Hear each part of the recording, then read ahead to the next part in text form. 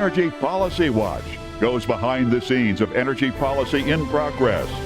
Join Jack Belcher, a principal for advisory services at noted government affairs consultancy Cornerstone, for thoughtful bipartisan discussions with policymakers, elected representatives, and subject matter experts as he examines the regulatory environment, proposed regulations, and rulemaking at every stage in this exclusive Heart Energy video series.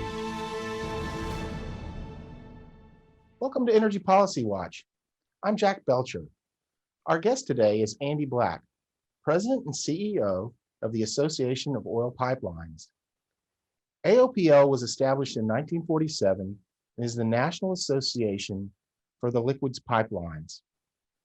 Andy has been in his role since 2008, and prior to that, he was the Deputy Staff Director of the House Energy and Commerce Committee.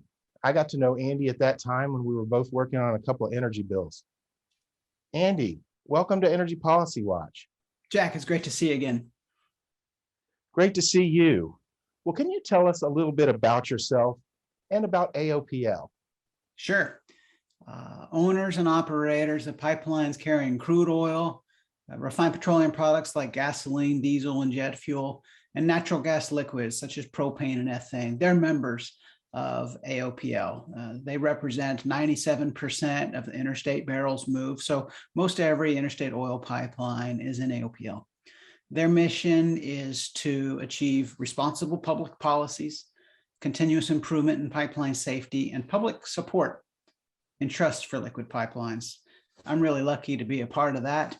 I started in Washington working for Congressman Joe Barton in the House.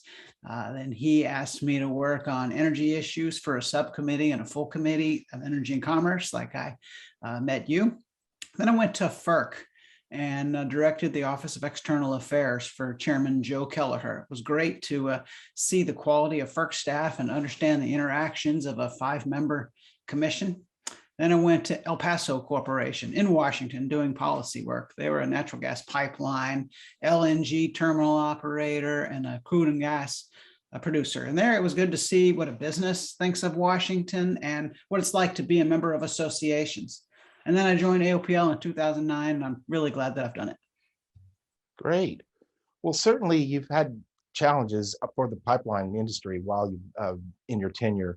There have been many challenges in recent years, both through public protests, through lawsuits, and through executive actions, most notably the action that was taken to shut down the Keystone XL pipeline. Yeah. Can you talk a little bit about some of the challenges that the industry is facing, and also what are the impacts to society from pipelines being shut down? Yeah, great question. Great way to start. Pipelines provide access. They provide affordability. They provide opportunity, access to the energy that we all use every day, like the 20 million visits that Americans do to gas stations every day. Affordable fuels delivered by pipeline lower energy costs for Americans to the tune of $2,500 a year for a family of 4, and opportunity, which was really a Keystone sad point, opportunity for jobs that pay well and that pay more than alternative energy. When the presidential permit was revoked for Keystone XL, that night, 1,000 people lost their jobs. 10,000 other people were told later that a job that they and their families were depending upon were no longer accessed, were no longer possible. To me, Keystone XL, the cancellation of that was the triumph of political interference over an exhaustive and unbiased review. Americans lost access, affordability, and opportunity. And ironically, the environment lost too, because the Keystone XL pipeline alternative was the best option for the environment. Well, you've mentioned safety as being one of the big priorities for AOPL. Can you talk a little bit about what AOPL does in terms of and what the industry does more broadly in terms of ensuring pipeline safety? Government reports show that pipelines are the safest mode of all of the ways that oil can move: barge, tanker truck, rail. Government statistics show that pipelines are getting safer, even while pipelines deliver more energy to Americans. Over the last 5 years, pipelines deliver 27% more barrels, yet incidents impacting people or the environment decreased 38%. Now, pipeline operators want to move our safety record from delivering energy safely more than 99.999% of the time to 100% of the time for zero incidents. So pipeline operators are working hard on their systems with researchers, with scientists, with government to improve the safety further. Primary method, as you know, Jack, for inspecting pipelines is inline inspection, smart pigs that travel through a pipeline, collecting information on a pipeline. And then pipeline operators can conduct preventive maintenance using that information out on the system to fix an issue before they become a problem. In the control room, trained personnel are operating, watching flow and pressure and other indicators 24/7 with the opportunity to stop a pipeline. We want to improve the technology and analytics to improve pipeline inspections, what they can find, what they understand. And that's one of two parts that I thought I'd mention with our Pipeline Safety Excellence Strategic Plan of the American Petroleum Institute and AOPL. We want to drive innovations further so that those tools can learn even more. And then second is implementation of safety management systems. Many people have heard of safety management systems in well-regarded industries like chemical, aviation, and nuclear. Well, now pipeline safety management systems are being implemented. And operators are already telling us that they're seeing improvements holistically, as they should, and in their safety record. The National Transportation Safety Board, NTSB, commended liquid pipelines for adopting that. So safety is something that we will be always working on to reach that goal of zero incidents, but pleased that we're the safest mode of transportation and getting safer. Well, education is certainly an important part of safety, and it's also an important and key component of public policy. Good education results in good policy. Can you talk about the effort to better educate the public about pipelines and the efforts that AOPL is involved in with respect to that? Boy, communications is so important. It's an important part of what we do at AOPL. There's a lot of loud voices in energy, particularly oil and gas right now, and we need to contribute to that conversation.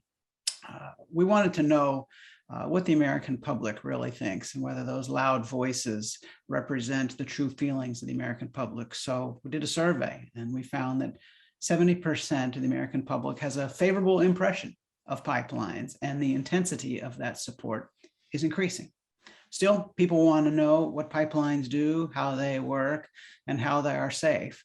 So AOPL has been working with the public, with the policymakers to help them understand what a pipeline does to move energy from where it's produced to where, like in Houston, it is turned into products that we use in many ways every day, to where it is consumed in our communities, and how really pipelines are the only network big enough to deliver all of the energy that we need where we need it. So it's important that anybody with questions about pipelines can go to a pipeline operator or to our webpage at aopl.org and understand more about pipelines. When people learn about pipelines, they're comfortable with them and we have support. Well, that 70% number is really impressive. And in some ways, given the rhetoric you hear from a lot of the opponents that we've seen out there to pipelines, it's a bit surprising. So that's some really good work and good to know. One of the big stories recently was the cyber attack to the Colonial Pipeline system. Certainly made a big impact. I think made people more aware about the importance of pipelines, but it also heightened the understanding of kind of what those threats are, what the vulnerabilities are, and in terms of cybersecurity. Can you talk about what the industry is doing to address the cybersecurity issue, and what should the government be doing with regard to that? Well, you're right. Cybersecurity is in the news today. There are attacks on businesses of all kinds, local and federal governments. Pipelines aren't the only type of entity subject to cyber attacks, but pipeline operators are successfully repelling failed attacks thousands of times a day. We're working with the same security providers and technologies that lots of American businesses are using. This is an industry that has collaborated for decades on improving safe operations of pipelines. So now we're updating an industry-wide standard on protection of pipeline systems and operations from cyber attacks. You mentioned the role of government. Government can be helpful here. First, government can give information to businesses and to pipelines about threats, probably more information than they are giving now. And second, government can do what pipelines can't do. Government can go after the bad guys wherever they are and can create disincentives for nation states that host bad, cyber attackers. It's important for government when they're doing any directives or recommendations that they keep up with the newest technologies, know-how, and practices on this. It's just fast moving, and it's important that government understand what's happening at a time and what the leading practices are so that pipeline operators and other businesses are doing the right thing. So there are certainly new challenges with the Biden administration when it comes to climate policy and its potential impacts on regulation and permitting. Can you tell us what this would mean for pipelines? Sure. When a policymaker has a pipeline or a pipeline permit in front of that person, they should first recognize that the energy that could travel on a pipeline will travel on other modes of transportation, which are worse for the environment if the pipeline is not available. Researchers and scientists recognized this during the Obama administration when doing the environmental impact statement for a large pipeline, Keystone XL. They found that not building the pipeline, the no action alternative in government speak, would mean higher greenhouse gas emissions. They found that if that same energy was moved by train, there would be 42% higher greenhouse gas emissions. And if that same energy was moved by truck, it would be more than 450% more greenhouse gas emissions. And that's 13 mile-long trucks a day, or more than 4,000 trucks a day. Liquid pipelines use electricity to power most of their pumps, meaning there are no direct emissions of greenhouse gases from that operation. And liquid pipelines are focusing on operating efficiently, using less electricity, thereby reducing the indirect emissions of greenhouse gas emissions attributable to the electricity that they consume. They're pioneering developments like use of drag-reducing agents, which are injected into the product and allow it to move more efficiently through a pipeline, or use of variable speed drives that mean you only use the power that's necessary. And now liquid pipelines are working together on industry-wide research to further decrease greenhouse gas emissions from pipeline operations. So when a pipeline permit is in front of a policymaker, again, they need to recognize that canceling a pipeline or denying it means greenhouse gas emissions go up. Well, there are changes underway to FERC, to the makeup of FERC. And can you talk a little bit about what those implications, why that's important? What are the impacts to oil pipelines from changes at FERC? Boy, FERC policies really matter. FERC policies have helped contribute to the increase in the liquid pipelines network. We've added 50,000 miles of pipelines since 2008. That's steady growth over all years, including the 8 years when now President Biden was Vice President Biden. The investment community tells FERC regularly that its policies have a direct impact on whether pipelines invest to meet the expanding needs of the country. And we'll get to a point again where Americans are facing expanding needs for access to energy. Congress stepped in 1992 and told FERC that its previous way of regulating oil pipelines was failing. Shippers recognized that too. Since then, FERC policies have generally done what they should. They should, number one, bring market entry, have people enter this industry if there are needs that are being unmet. Two, drive efficiencies, including the use of electricity, which is a major cost for pipeline operators. And then three, capture the benefits of those efficiencies for shippers. Today, FERC is generally continuing those policies, which have produced policy gains, right? Low cost access to energy by Americans for pennies a gallon. We're watching FERC carefully to see if there are any changes. The controversies that we know of from FERC on natural gas pipelines are not ones that liquid pipeline operators face. States cite oil pipelines, not FERC, which cites natural gas pipelines. Our statute, the Interstate Commerce Act, our regulations are very different than the natural gas and electric transmission sectors.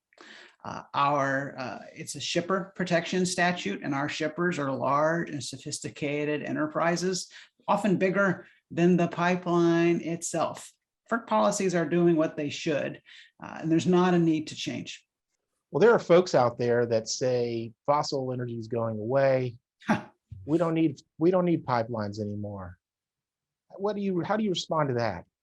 Yeah, there's voices out there that think we don't need pipelines. We absolutely still need pipelines and will for a long time.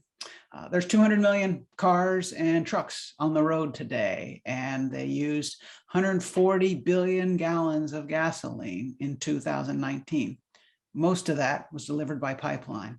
If the pipelines weren't there, the costs would have been higher for the consumer, and availability might not have been as good. Today, Americans are choosing to use the fuels pipelines carry. More than 90% of the cars sold today run on conventional fuels, gasoline and diesel. Even the most aggressive scenarios to address climate change still expect that, say, by 2030, more than half of the cars being sold will run on gasoline and diesel. Our job as pipelines is to bring the energy that Americans need as long as they need it. Pipelines are the option that can do it with the lowest cost, highest reliability, fewest incidents, and fewest greenhouse gas emissions. So pipeline operators are ready to keep doing that job for American people for as long as we need, and we think it's going to be a long time. Well, Andy, thank you so much for being our guest today. We've certainly learned a lot, and thank you to our viewers. If you'd like to learn more about our show, go to energypolicywatch.com. Have a great day. Goodbye.